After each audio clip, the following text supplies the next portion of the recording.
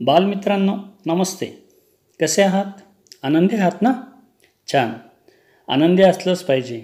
आनंदी असल्यावर आपलं अध्ययन छान होते. मित्रांनो, सेतू अभ्यासाचा आजचा 28वा दिवस. चला तर समजून घेऊया आजचा अभ्यास. पहिला विषय मराठी.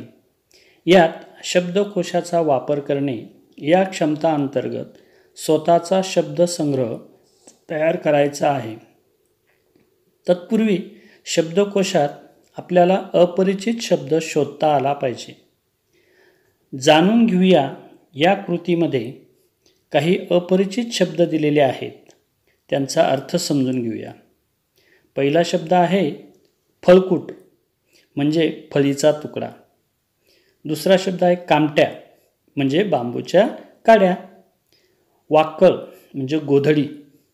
फेनाबाज म्हणजे फॅशनेबल. ओढाळ म्हणजे स्वैर किंवा खोडकर. हाल हवाल परिस्थिती जाणून घेणे. बळीराजा शेतकरी. जित्राप जनावर. हेंडसाळ तिरस्कार किंवा दुर्लक्ष झाल्यामुळे हाल होणे. व्यसन बैलाच्या किंवा म्हशीच्या नाकातली दोरी. हे शब्द तुमच्या वहीत लिहा. या शब्दांचा वापर करून वाक्य पण लिहा. पुढे बघा. सक्षम बनूया या कृतीत इतर विषयातील अपरिचित शब्दांचा संग्रह करून माझा शब्दसंग्रह एका स्वतंत्र वहीत लिहावयाचा आहे. याविषयी अधिक माहितीसाठी लाल अक्षरातील सूचनांचं पालन करा. या पुढचा विषय आहे हिंदी.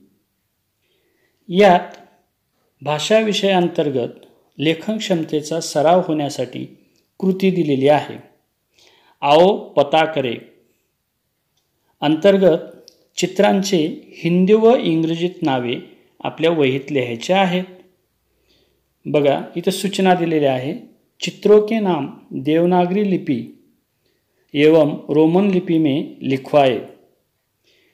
यापुढे अजून काही चित्रे आहेत. त्यांचे हिंदी, इंग्रजी व मराठी नावे लिहायचे आहेत. उदाहरणार्थ या चौकटीमधील पेनाचं चित्र दिसतंय. पेनाला हिंदीमध्ये म्हणतात कलम. यासाठी इंग्रजी शब्द आहे पेन आणि कलमचा मराठी शब्द आहे लेखणी. मग आपल्या वहीमध्ये या चित्रांचे नावे लिहिताना कलम, त्याचा इंग्रजी शब्द पेन पुढे लिहायचा आणि त्याचा मराठी शब्द लेखणी या क्रमाने चित्रांची नावे लिहायची आहेत. आओ सक्षम बने या कृतीमध्ये हिंदी और मराठी में समान आकार वाले शब्दों की सूची बनाओ. यानंतरचा विषय आहे इंग्रजी. Template number 28. Template number 28. यामध्ये लर्निंग ॲक्टिव्हिटी बघूया. Activity A magic number. पहिली सूचना आहे write down the following figures in the words. संख्यांचे अक्षरी लेखन करायचं आहे. 81, 267 हे आपल्याला अक्षरात लिहायचं आहे.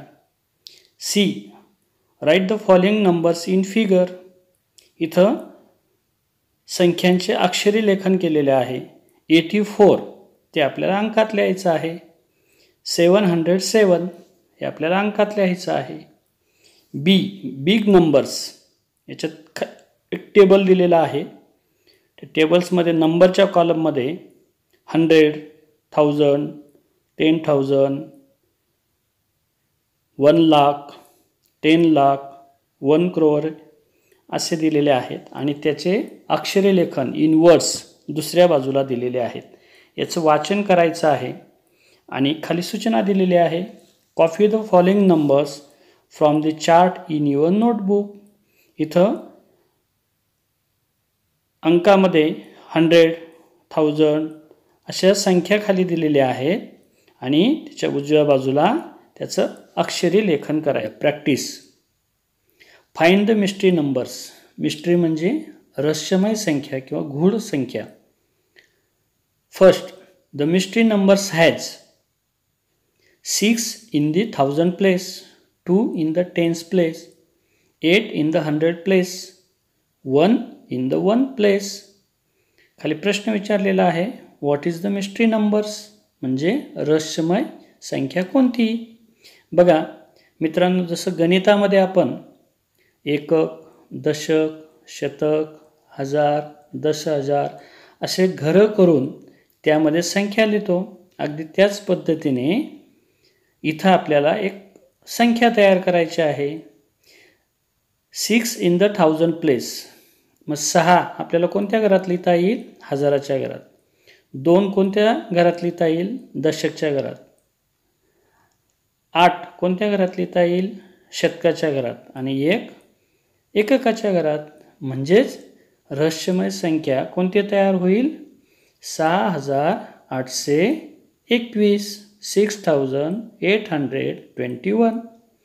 आता दुसरं खाली उदाहरण दिलेलं आहे, तिथं आपल्याला मिस्ट्री नंबर्स लिहायचे आहेत आणि त्याचा सराव तुम्ही करा. खाली बघूया एक्सटेन्शन ॲक्टिव्हिटीज. याच्यामध्ये fun with numbers, number chart 1 to 100 हे दिलेलं आहे. याचे वाचन करायचं आहे, त्याचं अक्षरी वाचन पण आपल्याला करायचं आहे. खाली एक ॲक्टिव्हिटी दिलेली आहे, see the chart and find out the following from the number chart and write in the words as well as in figures. In figures, in words म्हणजे आपल्याला अंकात लिहायचं आहे आणि त्याच्या पुढं अक्षरी लेखन करायचं आहे. गणित. गणिताचा आजचा घटक आहे आपला कोन आणि उपघटक आहे कोन काढणे. थोडे आठवूया. जसे कोन मोजण्यासाठी कोन मापकाचा वापर करतो, तसेच कोन काढण्यासाठी सुद्धा याची मदत होते. राकेश असाच 50 अंश मापाचा एक कोन काढतोय. बघूया काय काय केलं त्याने. 1 नंबरची कृती बघा काय केली त्याने, पट्टीच्या साहाय्याने बाजू यमीन काढली. दुसरी सूचना, यम बिंदूवर कोन मापकाचा केंद्रबिंदू ठेवला. तिसरी सूचना किंवा तिसरी कृती, कोन मापकाची संदर्भ रेषा बाजू यमन सोबत जुळेल अशा प्रकारे ठेवली. चौथी कृती, बिंदू एन ज्या बाजूला जातो आहे त्या बाजूकडील शून्याच्या खुणेपासून क्रमाने वाढणाऱ्या संख्या बनवून 50 अंश मापाचा बिंदू घेतला. पाचवी कृती आहे, कोन मापक उचलून यम पासून काढलेल्या बिंदूतून जाणारी रेष काढली व रेषेच्या दुसऱ्या टोकाला यल हे नाव दिलं. या पद्धतीने त्याने LMN हा कोन काढला. अगदी त्याच पद्धतीने आपल्याला सराव कोपऱ्यातील 4 उदाहरणातील कोन आपल्याला वहीमध्ये काढायचे आहेत. याच्यानंतर आव्हान कोपरा पण आहे. 240 अंश मापाचा कोन असेल का? हो. तुमच्या कंपास पेटीतील साहित्याचा वापर करून काढता येईल का? नक्कीच काढता येईल. त्याचा तुम्ही सराव करायचा आहे. पुढचा विषय आहे विज्ञानाचा विषय आहे परिसर अभ्यास भाग 1. याच्यामध्ये इयत्ता 5वीचा पाठ क्रमांक 19 अन्न घटक हा इथं दिलेला आहे. या पाठाचे म्हणजे ज्या पाठातील आशयाचे वाचन करायचं आहे. समजपूर्वक वाचन झाल्यानंतर त्याच्यातील अभ्यास आपल्याला पूर्ण करायचे. जसे इथे खाली चित्र दिलेले आहे. पुढील स्निग्ध पदार्थ ओळखा व त्यांची नावे लिहा. ती नावे आपल्याला वहीमध्ये लिहायची आहेत एकाखाली एक.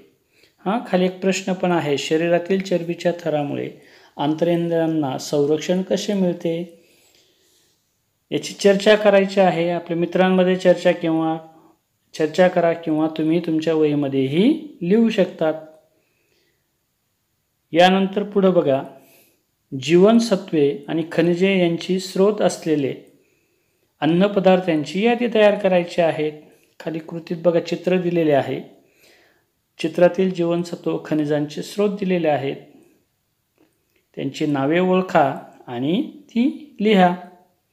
पुढे बघा सराव करूया. याच्यामध्ये चूक की बरोबर ते आपल्याला लिहायचं आहे. प्रश्न दुसरा, बटाट्यात पिष्ट आहे हे कसे ओळखाल? तिसरा प्रश्न, जसं चौथा प्रश्न, पाचवा प्रश्न, सहावा प्रश्न आपल्याला वहीमध्ये लिहायचा आहे. या आशयामध्ये तुम्हाला काही शंका वाटली किंवा काही भाग समजला नसेल तर ह्या पाठाच्या संदर्भात अधिक माहिती दीक्षा ॲपवर दिलेली आहे आणि त्याची लिंक इथं दिलेली आहे. त्या लिंकला स्पर्श करून तुम्ही अधिक माहिती मिळवू शकाल. पुढचा विषय आहे सामाजिक शास्त्र आणि याच्यात आज घटक आलेला आहे स्थिर जीवन आणि नागरी संस्कृती. याचं आपल्याला समजपूर्वक वाचन करायचं आहे. एक छोटी कृती दिलेली आहे, करून पाहूयात. त्या कृतीप्रमाणे तुम्ही आवश्यक ती कृती करायची आहे. खाली आशय घटक दिलेला आहे, त्याचं वाचन करायचं आहे, चित्रांचं निरीक्षण करायचं आहे. वाचन झाल्यानंतर आपल्याला समजून घ्यायचं आहे की आपल्याला नेमकं काय समजलं. आणि मग इथं बघा प्रश्न आलेला आहे, काय समजलं? वरील घटकातील तुला काय समजले ते थोडक्यात लिही. आशयाचं पुन्हा वाचन करून आपल्याला काय समजलं ते लिहायचं आहे. याच्यामध्ये काही शंका असेल तर आपल्याला दीक्षा लिंक ॲपची लिंक पण पुढं दिलेली आहे. यानंतर या प्रश्नांची उत्तरं शोधू. इथं आपल्याला जोड्या जुळवायच्या आहेत. अधिक सरावासाठी पण काही अभ्यास दिलेला आहे. अशा पद्धतीने आजचा हा सेतू अभ्यास आपण समजून घेतलेला आहे. याप्रमाणे आजचा सेतू अभ्यास पूर्ण करून आपल्या वर्ग शिक्षकांकडून तपासून घ्या. उद्या पुन्हा भेटूया. बाय.